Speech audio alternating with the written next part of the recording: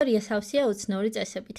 3 ფაქტი, რომელიც დაგაფიქრებს, როგორ გადარჩით თანამედროვე მოსწავლეები. 19 საუკუნის ზოგიერთ ფრანგულ სკოლაში არსებობდა ხმაურის კონტროლიორი.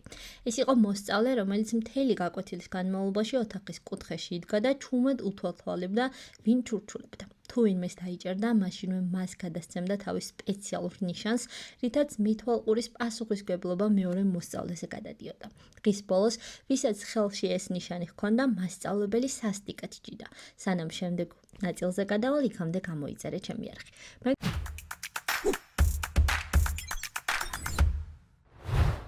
18 საუკუნის ამერიკაში მასწავლებლები ხშირად მოხეტიალები იყვნენ. მათ არ ჰქონდათ ხელფასი. ამიტომ მოსწავლეების ოჯახები ვალდებულნი იყვნენ მასწავლებელი მონაცვლეობით თავიანთ სახლებში დაებინავებინათ და კვება უზრუნველყოთ.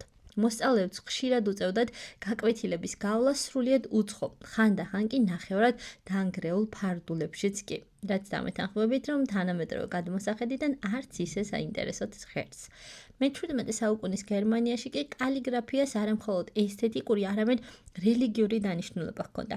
თუ მოსწავლე ასოს არასწორად დაწერდა, მასწავლებელი მას სულის ცოდულს ეძახდა. დასჯის მეთოდად კი მოსწავლის თითების წვერებზე სახაზავით დარტყმას იყენებდნენ, რათა როგორც ამბობდნენ, ცოდვა, ანუ შეცდომა ხელიდან განედევნათ.